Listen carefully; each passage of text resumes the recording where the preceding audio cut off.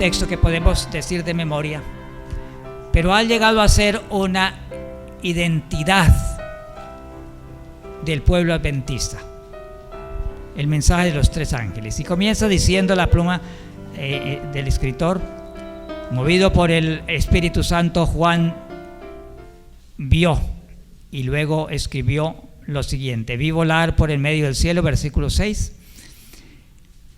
a otro ángel que tenía el evangelio eterno para predicarlo a los moradores de la tierra, a toda nación, tribu, lengua y pueblo, diciendo: a gran voz temed a Dios y dadle gloria, porque la hora de su juicio ha llegado, y adorad a aquel que hizo el cielo, la tierra, el mar y las fuentes de las aguas. El mensaje del primer ángel. El mensaje del primer ángel nos dice aquí que proclama el evangelio eterno. Y la pluma inspirada por palabras de vida del gran maestro dice que el evangelio eterno es una invitación que hace el Señor. Es la invitación que extiende a la humanidad. Y el Señor, usando de una parábola, lo coloca en una forma sencilla. El capítulo 22 de Mateo es la explicación o la parábola que el Señor Jesús utilizó para presentar la invitación del evangelio a la humanidad. La Biblia nos dice que Jesús siempre habló en parábolas, porque las parábolas son ilustraciones sencillas que nos permiten comprender mejor el significado de lo que el Señor quiere enseñarnos. El Señor Jesús fue un gran maestro que supo conducir a sus oyentes paso a paso en ilustraciones sencillas. Nunca hubo un maestro semejante a Jesús, y Él quiere que nosotros aprendamos de Él, aprendamos sus lecciones. Y vamos a mirar esa parábola de Mateo 22.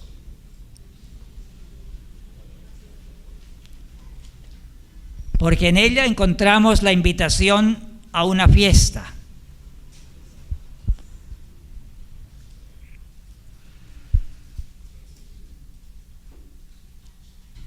Es el versículo 22, el capítulo 22, comienza diciendo: respondiendo Jesús les volvió a hablar en parábolas, una parábola, diciendo: el reino de los cielos es semejante a un rey que hizo que hizo fiesta de bodas a su hijo. Y envió a sus siervos a llamar a los convidados a las bodas, mas estos no quisieron venir. Versículo 3. Fue la primera invitación. El Señor Jesús dijo: el reino de los cielos es semejante a una fiesta que hizo un rey. Una fiesta que hizo a su hijo. Y quiso tener muchos invitados en su sala de fiesta de bodas. Y entonces envió a sus siervos, dice el versículo 3, envió a sus siervos a llamar a los convidados a las bodas, mas estos no quisieron venir.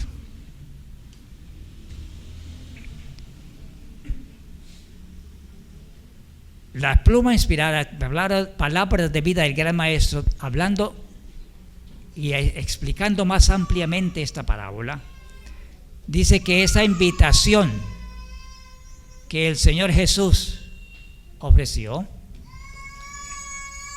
la dieron los discípulos cuando Jesús los envió a predicar el evangelio, y Él les dijo: id primero a las ovejas perdidas de la casa de Israel. Los envió por todo el pueblo judío a diferentes lugares a predicar el evangelio con el mensaje: arrepentíos porque el reino de los cielos se ha acercado. Arrepentíos y creed en el evangelio. Era la invitación. Más tarde dice, más tarde, mientras Jesús estaba con sus discípulos, mandó 70 más y los envió de dos en dos nuevamente a proclamar el mismo mensaje. Era el mensaje que Juan el Bautista había estado proclamando. Juan el Bautista había estado proclamando el evangelio del reino de Dios. El reino de los cielos se ha acercado. Arrepentíos, dad frutos dignos de arrepentimiento. Y bautizaba a Juan en el Jordán, preparando el camino para la venida del Salvador. Ahora, el Señor Jesús dijo que el primer llamamiento que hizo a los convidados no fue recibido. Esos no quisieron venir. Pero entonces viene un segundo llamamiento, una segunda invitación. Versículo 4 dice: volvió a enviar otros siervos diciendo: decid a los convidados, he aquí he preparado mi comida, mis toros y animales engordados han sido muertos y todo está dispuesto, venid a las bodas. Es la segunda invitación. La segunda invitación que el rey mandó hacer fue poco después de la muerte de Jesús. Eso lo dieron los discípulos de Cristo después de la muerte de Cristo. Comenzaron ellos a predicar después de la resurrección. Y miren lo que sigue diciendo el relato según el Señor Jesús lo colocó. Y esto es una gran verdad porque el que está diciendo es el Señor. Mas ellos, sin hacer caso, se fueron uno a su labranza y otro a sus negocios. Y otros, tomando a los siervos, los afrentaron y los mataron. Así que en la segunda invitación fue recibida esa invitación con un gran desprecio. Los que oyeron la invitación no la aceptaron, dijeron despreocupadamente, dijeron no tenemos tiempo. Y eso fue un insulto al rey. Pero además de eso, tomaron algunos de los invitados y ¿qué hicieron con ellos? Los afrentaron y a algunos también mataron. Eso ocurrió en la experiencia apostólica, cuando los discípulos fueron por Jerusalén, por todas partes predicando, y hubo una gran persecución en Jerusalén. Y nosotros conocemos el primer mártir que fue Esteban, un diácono lleno del Espíritu Santo, y luego otros más perseguidos, Santiago también, para el cumplimiento de lo que el Señor había dicho. Pero además dice el versículo 7, al oírlo el rey se enojó y enviando sus ejércitos destruyó a aquellos homicidas y quemó su ciudad. En panorámica el Señor Jesús contempló la situación y la experiencia del pueblo de Israel, del pueblo judío. Y de antemano, esta parábola la dio el Señor Jesús cuando se acercaba ya en su último viaje a Jerusalén. Y vislumbrando por el Espíritu Santo, vio el rechazo del pueblo judío a la invitación del Evangelio. El pueblo judío, hermanos, eran los adventistas del séptimo día de los días de Jesús. Era un pueblo que tenía la ley. Era el pueblo que era instruido por los profetas. Era el pueblo que guardaba el santo sábado. Era el pueblo adventista del séptimo día en los días de Jesús. pero se mostraron muy indiferentes al mensaje de aquellos del Señor Jesús. Son las características que tenemos hoy, son las características de los adventistas del séptimo día.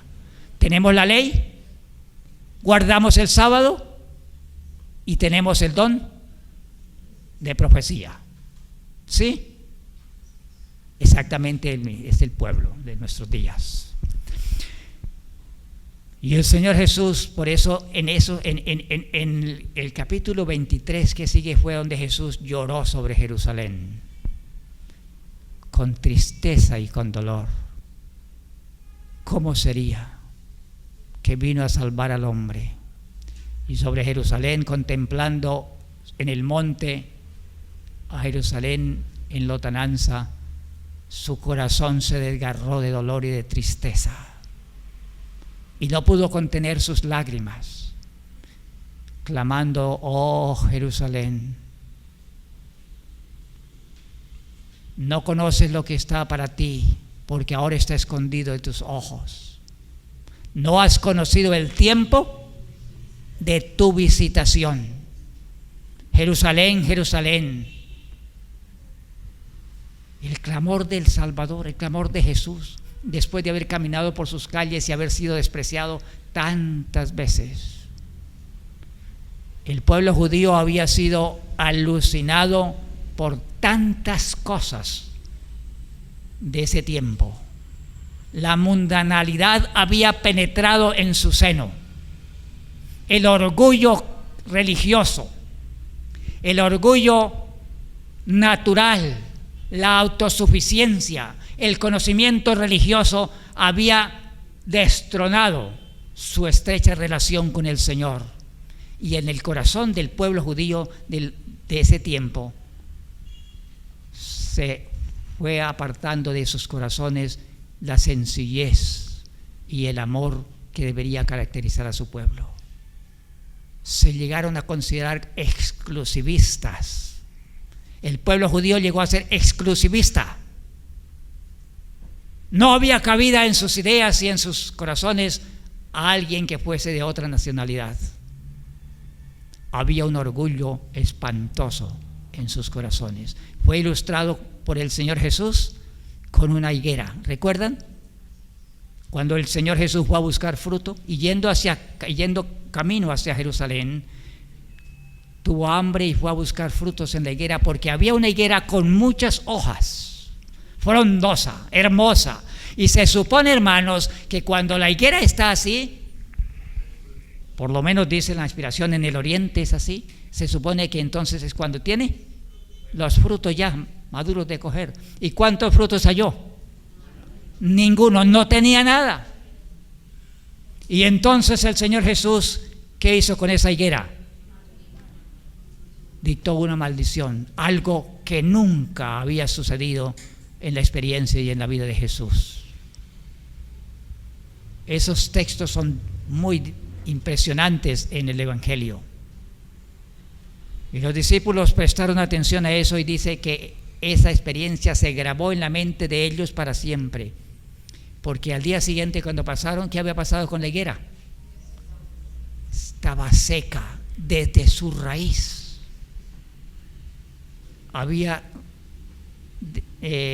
Ya no tenía vida. Y luego la pluma inspirada dice que esa higuera representaba el orgullo del pueblo de Israel, un pueblo orgulloso, lleno de obras propias, de suficiencia propia, de justicia propia. Pero no había en su corazón lugar para la misericordia, el amor y la fe. ¿Qué condiciones, hermanos? Todas las costumbres, ideas, aún según el relato, los deportes y todas estas cosas había llegado a ser parte de la experiencia de la vida del pueblo de Israel. Qué impresionante es leer un poco de la historia de la incursión y de la influencia griega en la cultura hebrea, en la cultura israelita de aquellos días. Algunos comentaristas, después de hacer un estudio más minucioso sobre la experiencia del pueblo de Israel en aquellos días, han dicho: Jasón, un judío, fue el que trajo primero las ideas de las Olimpiadas, de los Olímpicos allí a Israel, al pueblo judío. Y la juventud judía llegó aún a tener vergüenza de la señal del pacto de la circuncisión, porque era una señal que los identificaba como el pueblo separado de Dios. Y ellos, la juventud, para participar en las Olimpiadas, para participar de los deportes y de las cosas que participaba el mundo, entonces esos deportes se hacían mayormente casi desnudos o semidesnudos. Y ellos tenían vergüenza de que fueran identificados como los judíos, como los hijos del pueblo de Dios. A esa condición había llegado el pueblo de Israel. Y cuando la invitación del Evangelio, la segunda invitación llegó, hubo un gran rechazo a la invitación del Evangelio. Y esa invitación fue dada, según la palabra del Señor, bajo la dirección del Espíritu Santo. Bueno, la iglesia apostólica fue una iglesia dirigida totalmente por el Espíritu Santo. Ya el Señor les había dicho: no salgan de Jerusalén, permanezcan en Jerusalén hasta que sean imbuidos por el Espíritu Santo. Y a la obediencia, en obediencia al Señor Jesús, y era un cumplimiento profético, el pequeño grupo remanente que había creído en el Evangelio, que había creído en Jesucristo, se apartó al aposento alto y allí comenzó a suplicar. 40 días había caminado después de la resurrección Jesús con sus discípulos. Por 40 días había estado con ellos, familiarizándose con ellos como el Cristo resucitado. Para ellos ya no era un compañero, un salvador, un amigo muerto, porque ahora era el Cristo resucitado. Y Él estuvo con ellos, instruyéndolos, ayudándolos y guiándoles, preparándoles. Y luego partió. Y los 10 días restantes ellos los pasaron en el aposento alto para completar los 50 días que Él era el tiempo señalado después de la Pascua para la siguiente fiesta, que era la fiesta del Pentecostés, cuando se dio por primera vez la ley. Significaba esa fiesta, de ahí venía guardándose esa fiesta del Pentecostés. Ahora había la promesa del Señor, y cumplido la palabra de Dios, y para dar prueba de la obra de ministración de Cristo en el santuario celestial, vino el descenso del Espíritu Santo sobre los discípulos. Y la Escritura dice: y todos fueron llenos del Espíritu Santo. El cumplimiento precioso y completo y perfecto. Nunca las promesas de Dios faltan, hermanos. Todo lo que Dios ha dicho tiene cumplimiento, y lo recibe y se cumple en todo aquel que le crea y le obedezca, hermanos. Porque hoy tenemos la promesa: el Espíritu Santo es dado a todos los que le obedecen. Y eso fue lo que dijo el apóstol Pablo. Entonces, hermanos, bajo la dirección y ministración del Espíritu Santo, los discípulos salieron a dar la invitación, la segunda invitación al pueblo judío. Con mucha indiferencia recibieron esa invitación. Y ojo, hermanos, porque esa experiencia se repite en nuestra experiencia y en nuestros días, hermanos. Pero los discípulos tenían por gozo el sufrir por Cristo. ¿Cuál es el gozo nuestro, hermanos? Nos resentimos por cualquier cosa. Nos dolemos y nos tenemos resentimiento por cualquier rechazo, hermanos. Debemos aprender la experiencia de nuestros hermanos de antaño. Y ahora entonces como el rechazo de la segunda invitación, guiado y bajo la dirección y ministración del Espíritu Santo. Entonces dice el Señor, el rey, enojado por la actitud que ocurrió. Entonces, ¿qué dice el versículo 7? Al oírlo, el rey se enojó y, enviando sus ejércitos, destruyó a aquellos homicidas y quemó la ciudad. ¿Cuándo ocurrió eso? En el año 70, ¿cierto? Los ejércitos romanos vinieron bajo el mando de primero Galo y luego Tito, destruyeron la ciudad, acabaron todo, destruyeron todo. Ya el Señor lo había dado en una parábola, había hablado acerca de esto. Sigue diciendo el relato bíblico. Entonces dijo a sus siervos: las bodas a la verdad están preparadas, mas los que fueron invitados no eran dignos. ¡Qué dolor! ¡Qué tristeza! ¡Qué angustia, hermanos! Con tanto amor el Señor hizo esa preparación a esa fiesta de bodas, invitó primero a su pueblo, hermanos. Y el dolor del corazón del Señor dice: los que fueron invitados no fueron dignos. Pero finalmente la fiesta estaba preparada, todo está listo. Pero los que fueron invitados no fueron dignos. Id pues a las salidas de los caminos y llamad a las bodas a cuanto halléis. Y saliendo los siervos por los caminos, juntaron a todos los que hallaron juntamente, malos y buenos, y las bodas fueron llenas de convidados.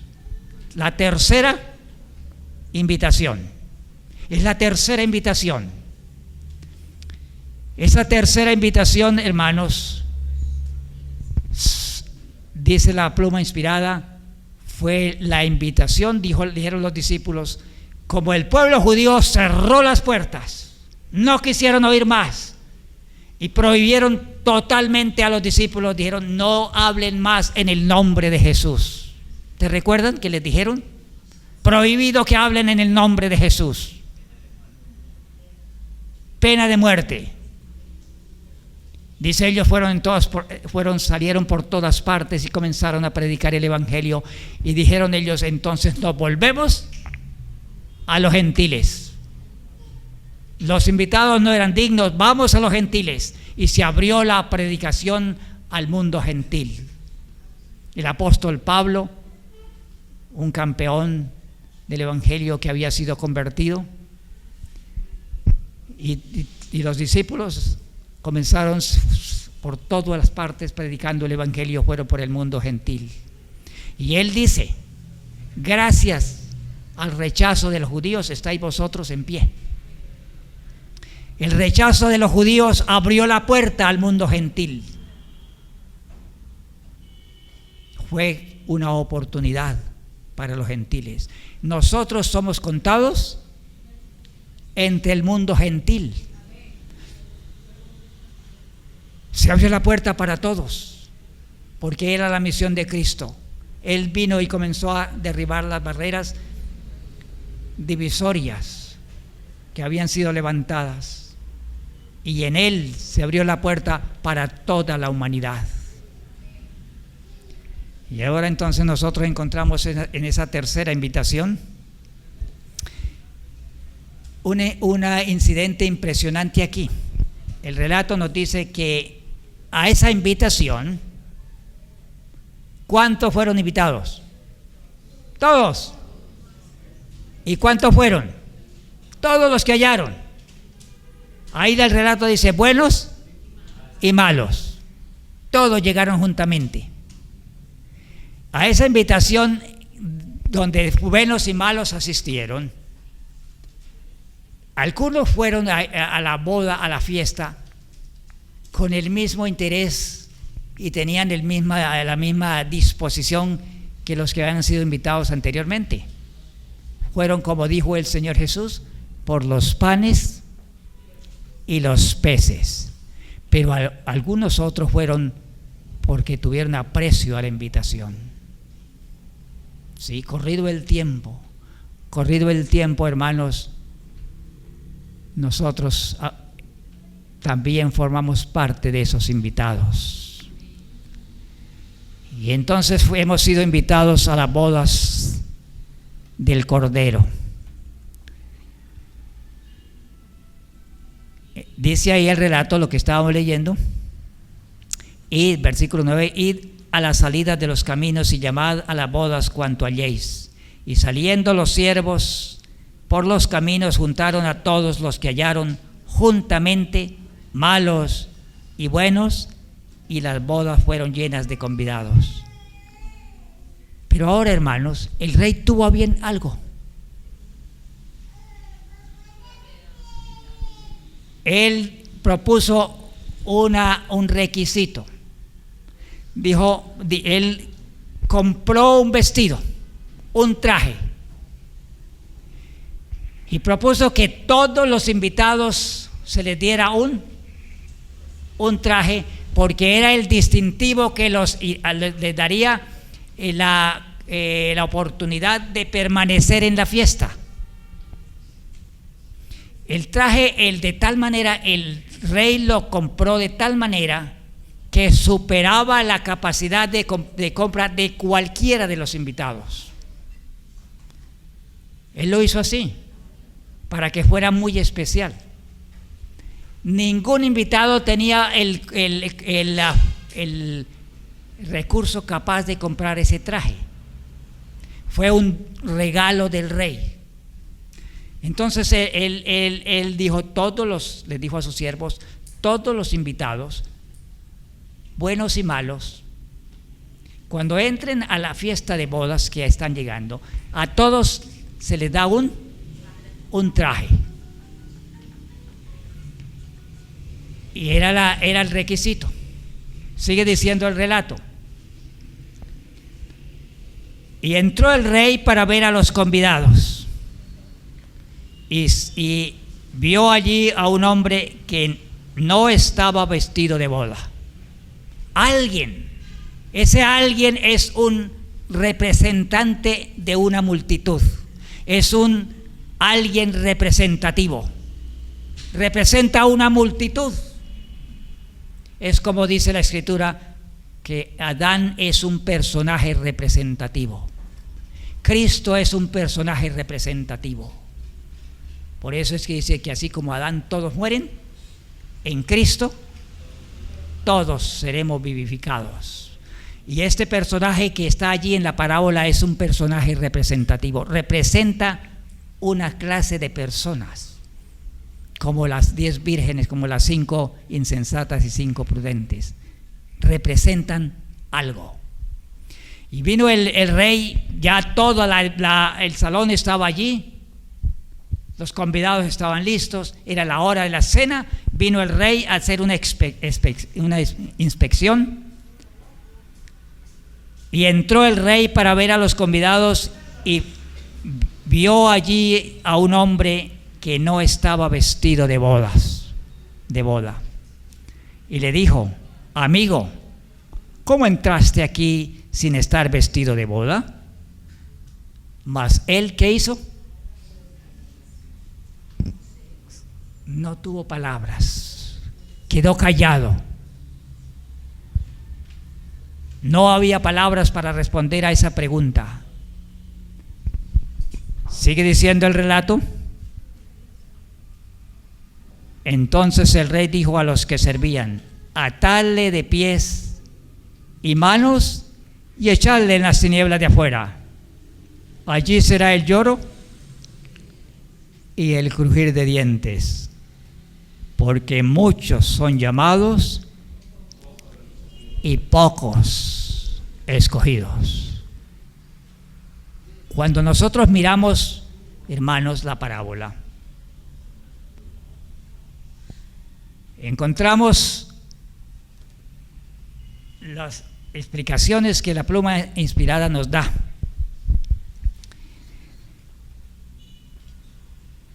Se nos ha dicho que el casamiento, voy a leer en palabras de vida del gran maestro, lo que significa el casamiento.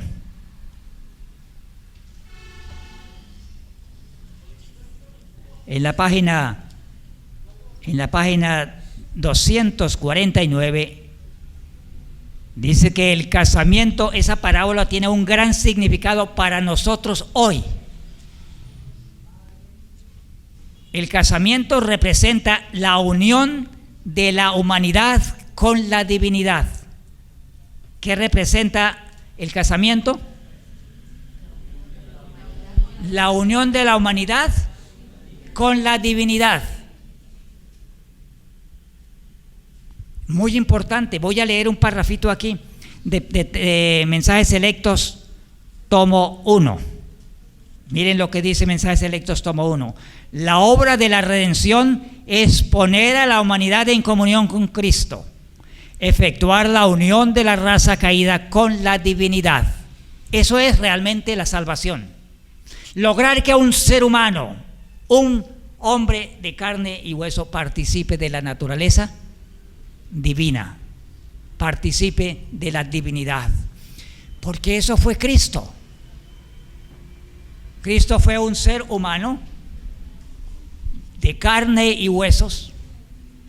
Dice el apóstol Pablo en Hebreos, por cuanto los hijos participaron de carne y sangre, él también participó de lo mismo, de sangre y carne,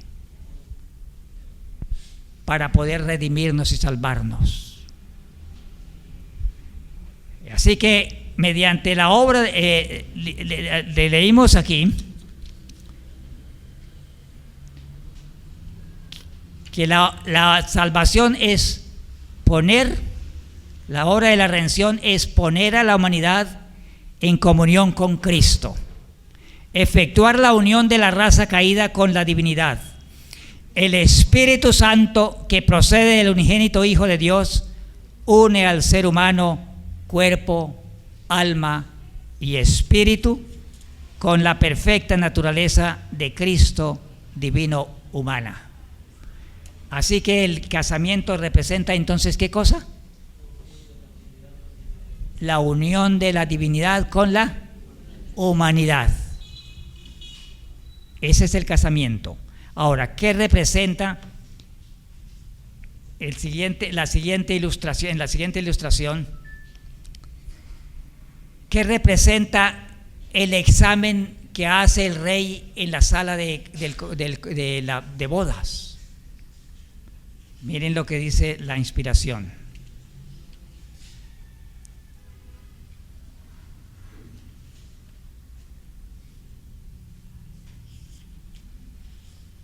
En palabras de vida del gran maestro,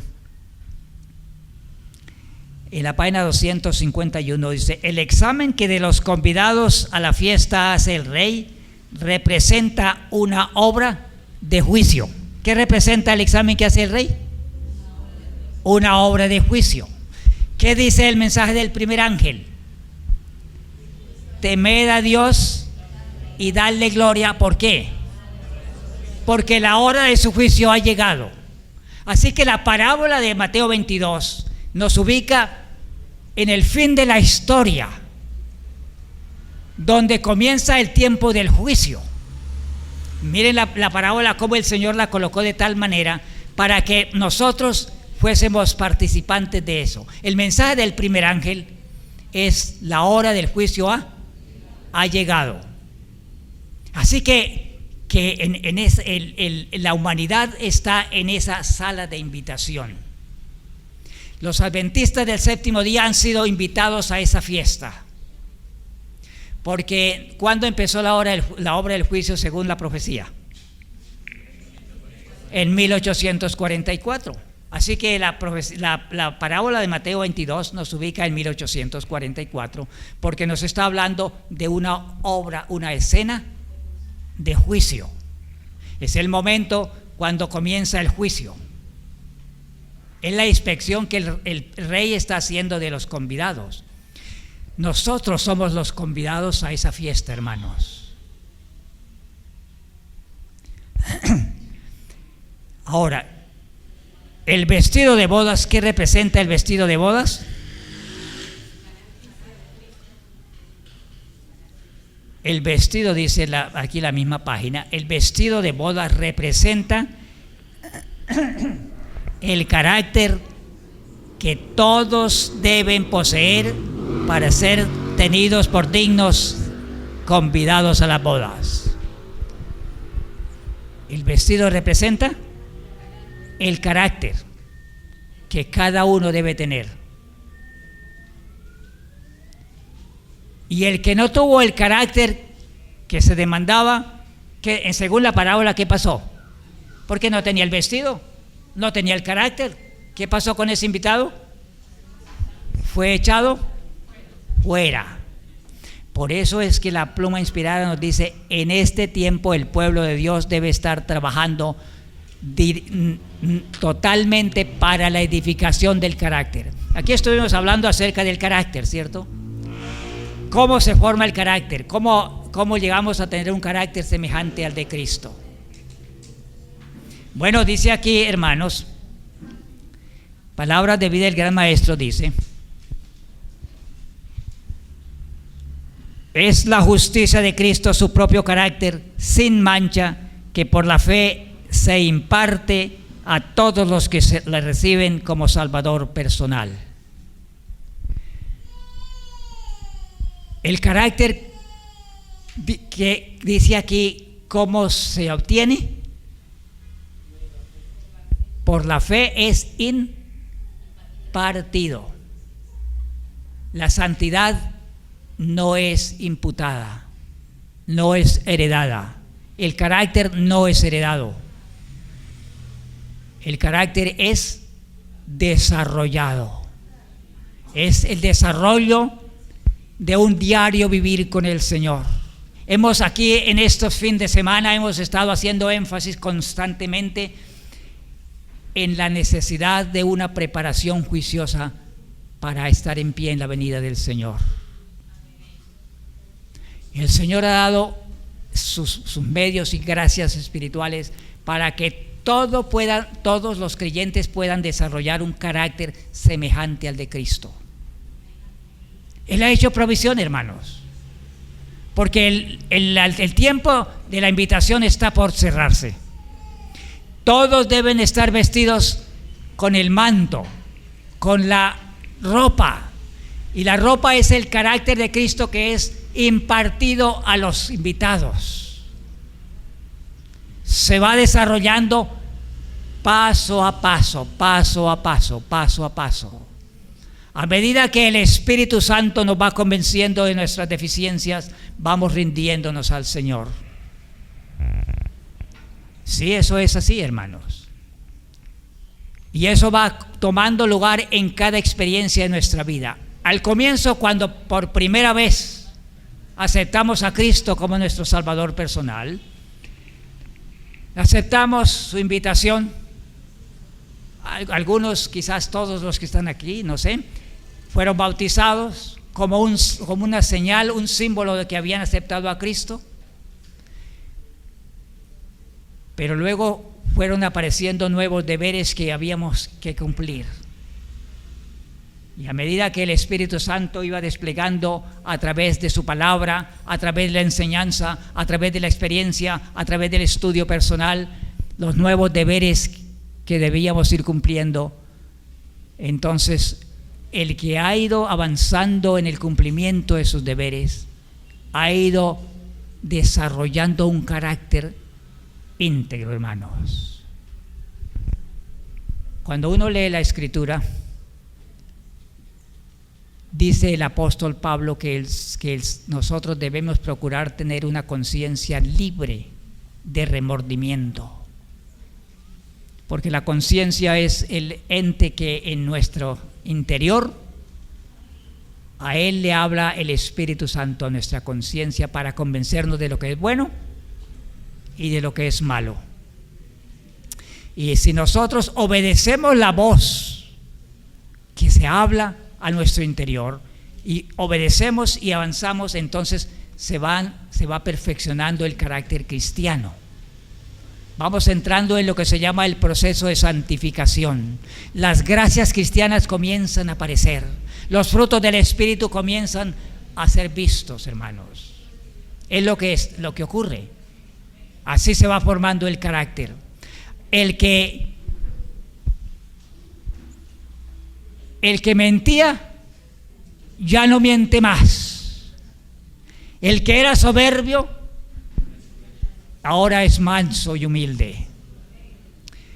El que era glotón y era intemperante ya no es más glotón, ya no es más intemperante, porque es la obra del Espíritu Santo en el corazón. El que rechazaba los principios de salud porque no les veía importancia, ahora les ve importancia y sabe que es parte del mensaje del tercer ángel, que eso contribuye a dar una mente sana, que eso prepara al cuerpo también para ser morada del Espíritu Santo, y va entrando y va creciendo en la experiencia paso a paso, adquiriendo el manto que lo preparará para permanecer en la sala de bodas del Cordero. Eso es lo que está diciendo ahí, hermanos. Cada uno en su esfera y en su conocimiento va creciendo, y el Espíritu Santo lo va convenciendo en cada etapa de su vida. Así opera, así va creciendo la experiencia cristiana. Ahora, hermanos,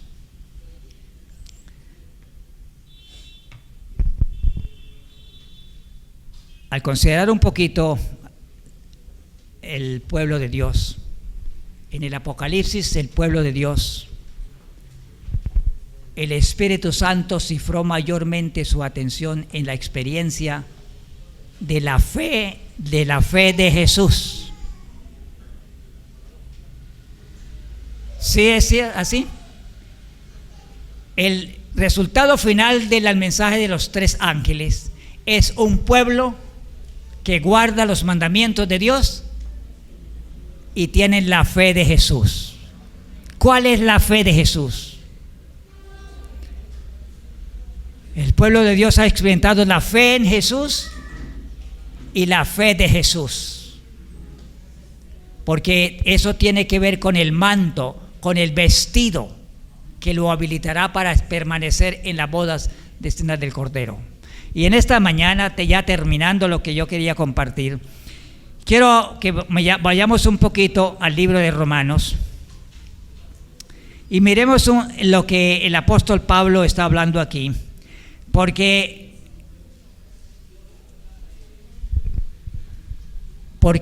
la experiencia del pueblo que representa la iglesia adventista del séptimo día es la séptima iglesia. ¿Cómo se llama?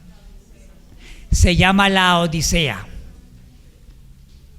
Reiteradas veces, repetidas veces, el Espíritu Santo a través de su sierva ha escrito muchas veces. Se me fue mostrado que la iglesia de la Odisea representa a la iglesia adventista del séptimo día.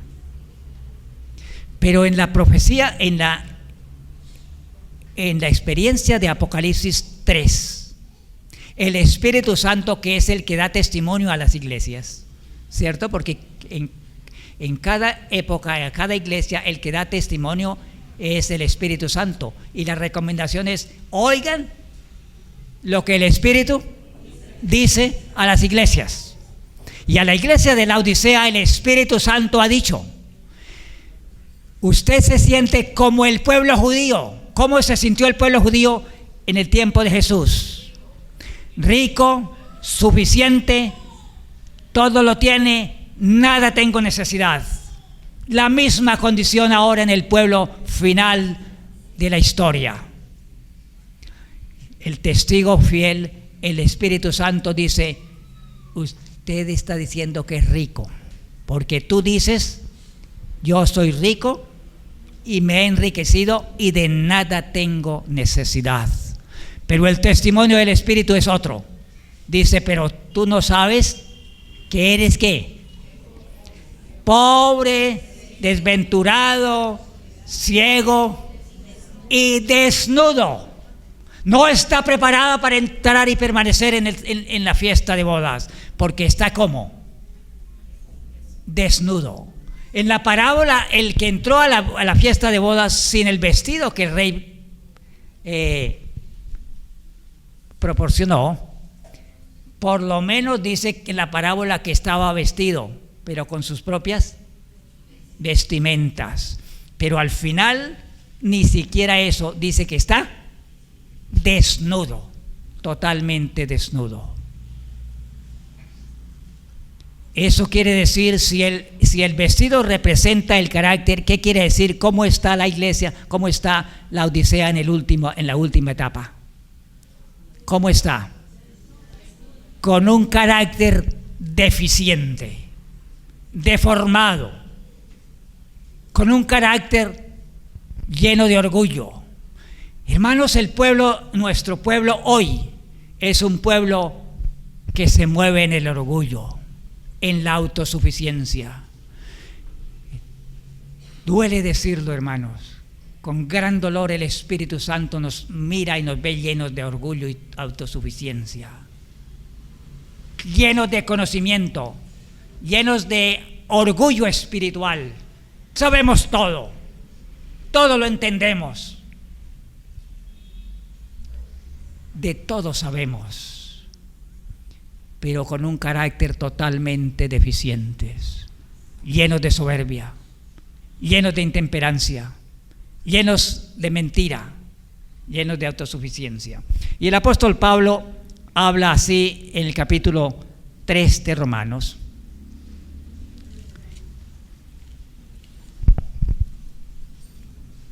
Y dice así, vamos rapidito al capítulo 3 de Romanos.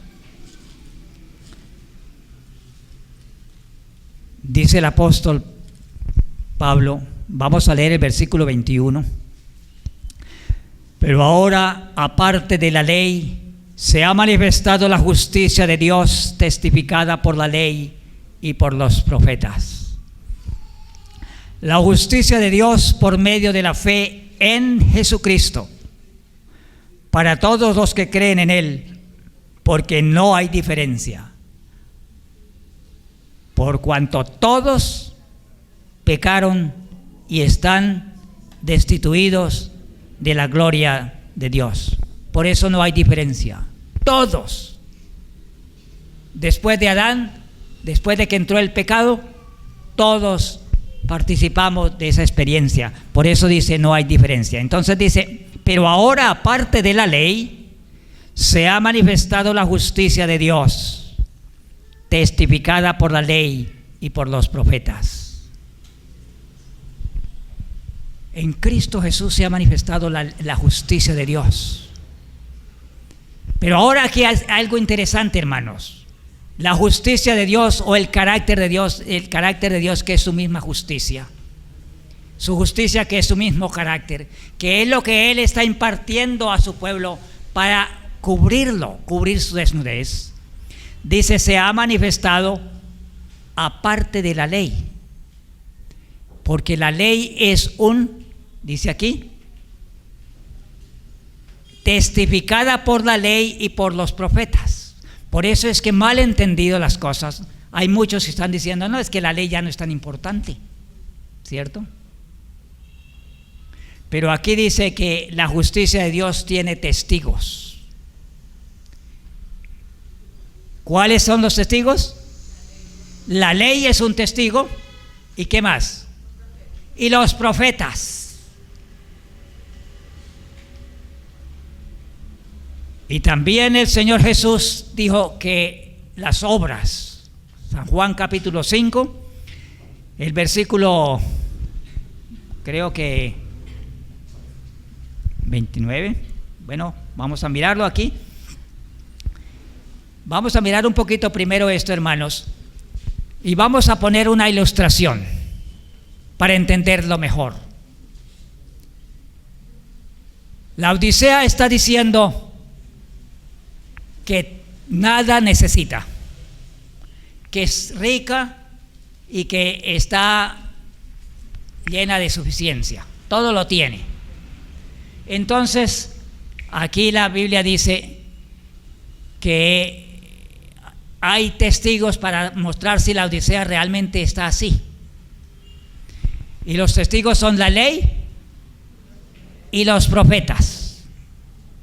Entonces la ley se levanta para dar testimonio de si la Odisea realmente está bien, está rica, está vestida, está cubierta. Y la ley dice, pero aquí la Odisea todavía tiene problemas de codicia.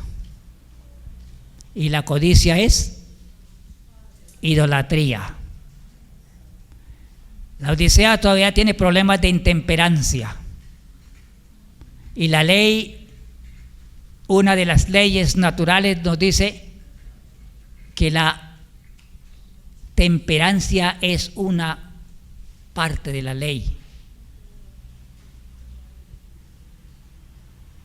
Y entonces la ley se levanta para decir un poquito, la Odisea no es lo que está diciendo. Y los profetas, se levanta un profeta para decir, bueno, vamos a mirar cómo está la Odisea. La Odisea está diciendo que está todo bien, que está rico. Y los profetas se levantan, el espíritu de profecía se levanta para decir, están rechazando los testimonios. No están obedeciendo el testimonio dado.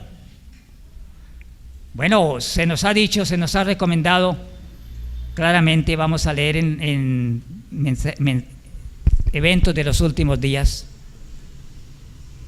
Mire el testimonio del profeta. El profeta dice que la justificación se manifiesta por la ley y los profetas. Mire el profeta lo que dice. Una cosa es cierta, los adventistas del séptimo día, esa es la página 281 de mensajes de eventos de los últimos días.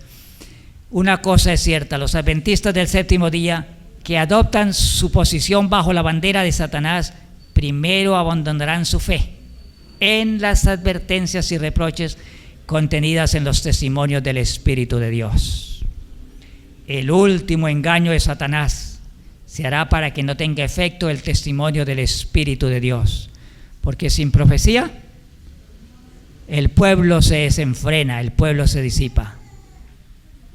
Satanás trabajará hábilmente en diferentes formas y mediante diferentes instrumentos para perturbar la confianza del pueblo remanente de Dios en el testimonio verdadero. Y sigue hablando toda una parte que está en el capítulo del zarandeo final que vendrá para preparar a un pueblo para la venida del Señor. Satanás aborrece el don profético. Él ha visto que a través de la historia, cuando él examina la experiencia del pueblo de Dios, él descubre una cosa. Él descubre que los fieles a través del tiempo han sido guiados por el don profético. Sí, que todos los profetas fueron dados para guiar a su pueblo. Que en tiempos antiguos, cuando el pueblo de Israel guiaba por el desierto, por un profeta los guió Jehová, dice Amós, y por un profeta los llevó a la tierra prometida. Y luego en los días del Señor Jesús, el mayor profeta estaba entre ellos. Y ahora este pueblo final le es levantado para su ayuda y su guía un profeta, para conducirlo. Y todo aquel que crea al profeta, como dijo el rey Josafat, creed a sus profetas y seréis prosperados, estaréis seguros. Entonces Satanás aborrece el don profético y observa cuidadosamente y ve que este pueblo final se le dio el don profético, y que si el pueblo obedece las directrices del don profético, coloca junto la ley y el testimonio, y es fiel, obediente a todos los principios del don profético, va a ser conducido paso a paso, va a desarrollar un carácter firme y estable, va a estar preparado para enfrentar las últimas escenas de la historia sobre esta tierra, porque tiene la dirección clara para conducirse en un mundo de cambios, en un mundo inestable, en un mundo inseguro, pero él tiene la segura palabra profética que lo conduce paso a paso. Y Satanás sabe que si él puede quitar la fe, vamos a leer este otro párrafo. El enemigo ha hecho esfuerzos magistrales para perturbar la fe de nuestro pueblo en los testimonios. Esto es precisamente lo que Satanás se propuso que ocurriera. Y los que han estado preparando el camino para que la gente no prestase atención a las advertencias y a los reproches de los testimonios del Espíritu de Dios, verán que una ola de errores de toda clase aparecerán. Hermanos, se desecha el don profético, se pierde la fe en los testimonios y la persona queda a la deriva, no sabe para dónde ir, qué hacer, cómo prepararse. Pero yo espero, hermanos, que nosotros podamos tener fe todavía en el don profético. El testimonio del profeta de aquellos que están aseverando estar cubiertos con el manto de la justicia de Cristo, tiene un testimonio que es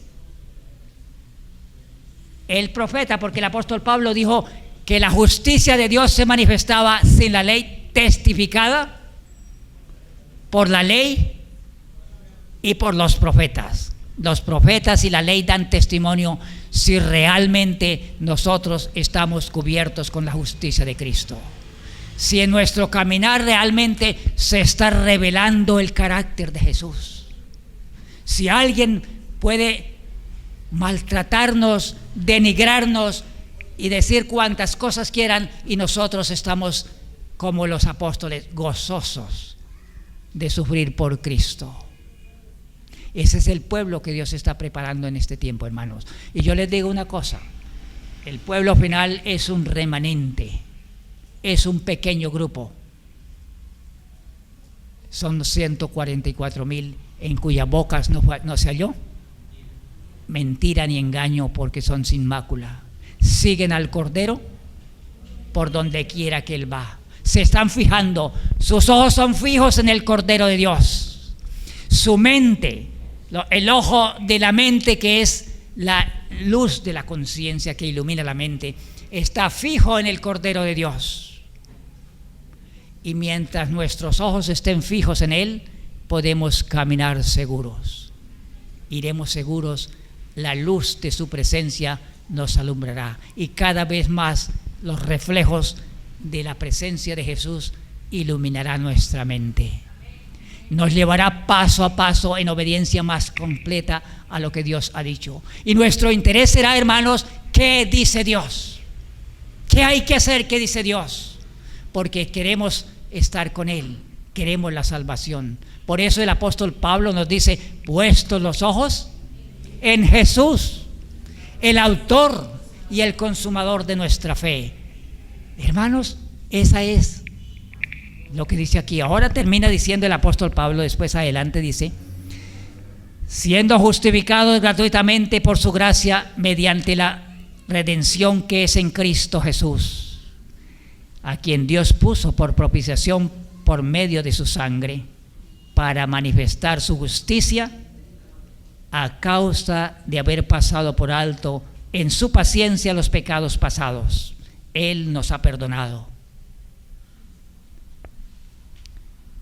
con la mira de manifestar en este tiempo, hermanos, hoy, aquí, para nosotros, con la mira de manifestar en este tiempo su justicia, a fin de que Él sea el justo y el que justifica al que es de la fe de Jesús. La misma expresión de Apocalipsis 14:12. Un pueblo con la fe de Jesús. La fe de Jesús fue el desarrollo de una perfecta obediencia a su Padre en todo su caminar. Nunca dudó del amor de su Padre, aún en las escenas finales de la historia de su vida, mientras caminó a Jerusalén y se encaminó al Getsemaní. En ese momento agonizante de su vida, dice la inspiración que sudó gotas de sangre luchando contra el pecado y la tentación, porque allí Satanás se volcó con toda su fuerza para traer delante de sí el desprecio y el descontento de todo un pueblo que vino a salvar. Y allí la copa, dice, la copa tembló en la mano de Cristo. Pero Dios, habiendo conocido a su Padre, habiéndole servido todo el tiempo, habiendo oído la voz cuando fue bautizado, habiendo servido diario a su Padre Celestial, ahora estaba preparado para entregar su vida, porque lo amaba y lo conocía. Tomó la decisión en el Getsemaní de ir a las escenas finales de la historia de su vida. Del Getsemaní salió rumbo al Calvario. Allí vinieron, lo tomaron prisionero, ataron esas preciosas manos que había bendecido a tanta humanidad, con la cual había sanado a tantos enfermos, que se había extendido para bendecir a muchas madres y niños y enfermos. Fueron atadas por manos inicuas, por pecadores, por un pueblo condenado, un pueblo que aborrecía la justicia. Pero fue allí hasta el tribunal de impíos para ser juzgado, hermanos, porque allí en el Getsemaní y en el Calvario se fijó en mí y se fijó en cada uno de los que en esta mañana estamos aquí.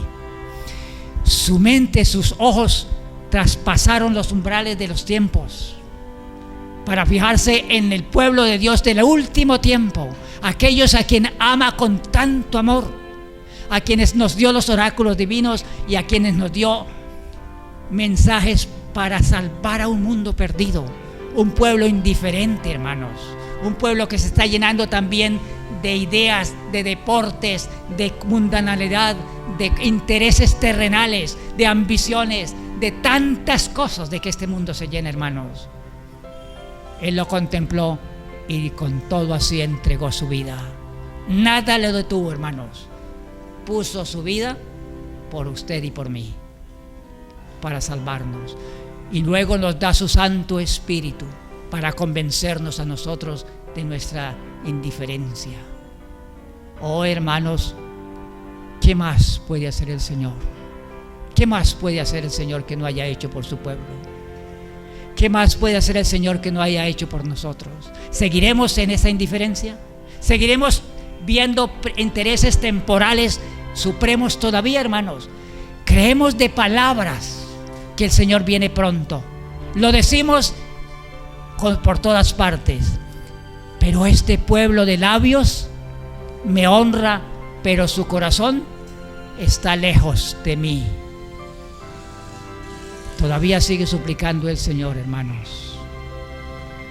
Hoy se acerca el Señor a nuestro corazón. Y quiera el Señor que el Espíritu Santo, como una flecha del Todopoderoso, pueda herir nuestros corazones indiferentes, pueda herir nuestros intereses temporales, pueda herir nuestras ambiciones mundanales, pueda herir todo ídolo que todavía tenemos en nuestro corazón, intemperancia, deseos impuros, cualquier cosa, que el Espíritu Santo pueda herir un corazón, porque dice la Escritura, Él es el que hiere y Él es el que sana. Debe ser herido nuestros corazones por la flecha del Espíritu Santo, mostrándonos nuestras deficiencias, hermanos. Dios quiera que eso sea así, para que Él nos pueda levantar. Es necesario que podamos reconocer nuestra condición y caer al polvo, hermanos, en humillación y en súplica al Señor. Perdona nuestra indiferencia y abre nuestro entendimiento para que entendamos las cosas. Y la pluma inspirada nos dice que el Señor levanta a aquel penitente que está llorando, como dice el profeta Joel, clamando y suplicando: Señor, sálvame porque perezco, no alcanzo a entender estas cosas, pero sálvame, Señor. Y en el polvo de la tierra el Señor levanta a ese penitente y lo pone bajo la dirección del Espíritu Santo, lo sella y le da una participación en el reino de los cielos. Quiere el Señor bendecirnos, hermanos, y que esa sea nuestra experiencia por la gracia y por la misericordia del Señor.